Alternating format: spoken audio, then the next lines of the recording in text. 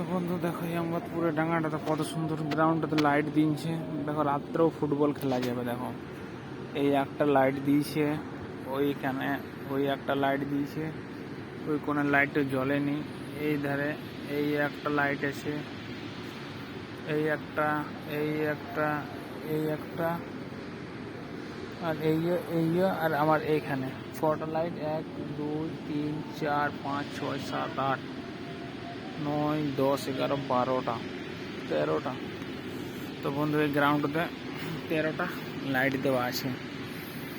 13টা light দিনছে এই গ্রাউন্ডে, মানে রাত্রেও যদি বলো খেলবো খেলা যাবে। দেখো গ্রাউন্ডগুলো কত সুন্দর করেছে, রাত্রেও খেলতে পারবে।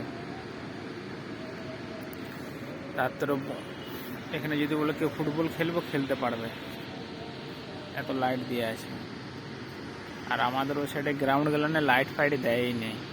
আমি দেখো এখন গ্রাউন্ডে বসে আছি, আর বিদ্যুৎ চমকাচ্ছে এখানে, বিদ্যুৎ চমকাচ্ছে। আজ গরমটা, কালকে জল পড়েছে দেখে আজ প্রচুর গরম আছে। কালকে সে বৃষ্টি পড়েছে, আজকে মেঘ করে আছে। আর এই দেখো পোকাগুলো কত ডিস্টার্ব করছে, দেখো মাথার উপরে দেখছো। তেরি ছোটি ছোটি এই দেখো রাস্তাগুলো কত সুন্দর, গ্রাউন্ড কত পরিষ্কার। দেখো গ্রাউন্ডটাতে তুমি পরিষ্কার পাবে না। পায়খানা রঙ্গতপুরের মাঠটা এত পায়খানা ইয়েতে সব ভরে থাকে একদম পুরো। আর এখানে দেখো পরিষ্কার আছে মাঠটা, মাঠটাও বড় আছে, খুব সুন্দর আছে মাঠটা।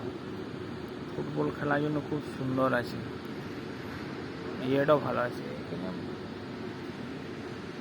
এইসব মাঠে খেলা বাটে, তাহলে তো এই মাঠগুলো খুব সুন্দর খেলা হবে।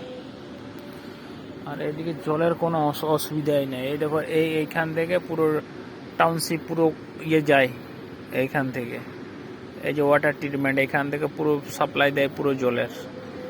যত ইয়াতে টাউনশিপে যত জল পায় এখান থেকেই পায়। তো বন্ধুরা ভিডিওটা ভালো লেগে থাকলে লাইক কমেন্ট শেয়ার করবে বেশি বেশি করে।